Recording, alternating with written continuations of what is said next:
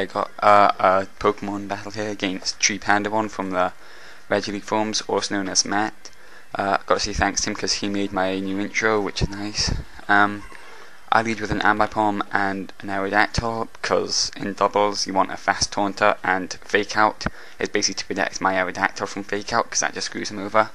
So I Fake Out the Zapdos so it can't discharge and give the Electavia a speed boost, and it flinches of course, and then my Aerodactyl uses Rock Slide.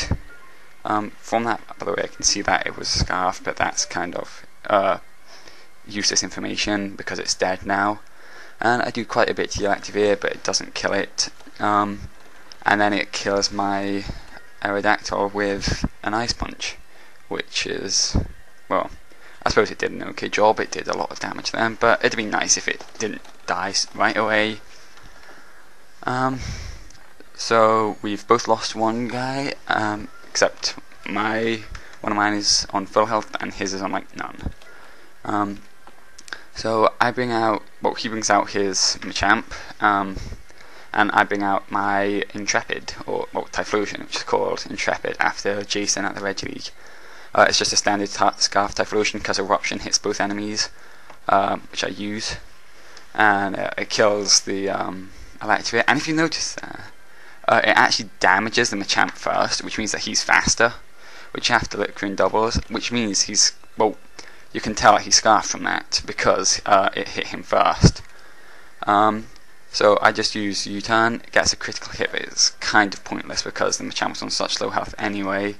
It's still not quite dead though. And I go to my Gengar to dodge the Dynamic Punch, and he does Dynamic Punch, but it's aimed at my Typhlosion, which isn't cool. But yeah, does a lot of damage, but I still survive it, which is nice. So I know he's Scarfed and he has to use Dynamic Punch again, but I just stay in with Typhlosion, see if I can just kill the Machamp with an Eruption before it dies, because it's going to die.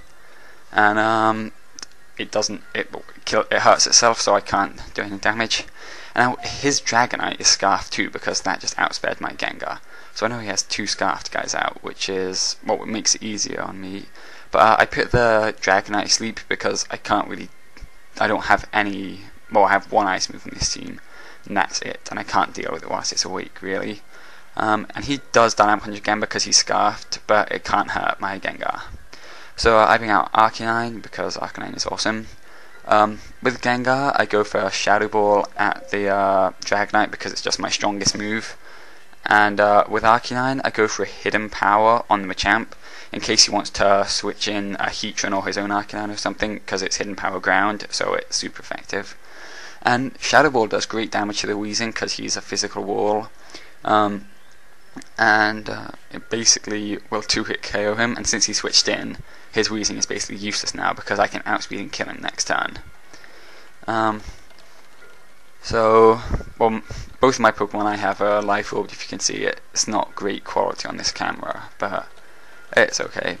And he brings out a Togekiss, which, well, is a really bulky special attacker. So, I kill the Weezing with Gengar, and then I go for an Overheat with Arcanine because I know I can outspeed Togekiss with it. And the Overheat misses, which is 10% chance, and it would basically have done like most of its health, I think, because 140 base power, stab, life orb, tons of stuff. It would have done a lot of damage anyway. And then he crits me as well. Just, you know, I might not have lived it anyway, but a crit is just annoying, frankly. So he brings out his Dragonite again, and I bring out my Ambipom, simply because whenever anything dies I can bring him in and get some free damage done with Fake Out.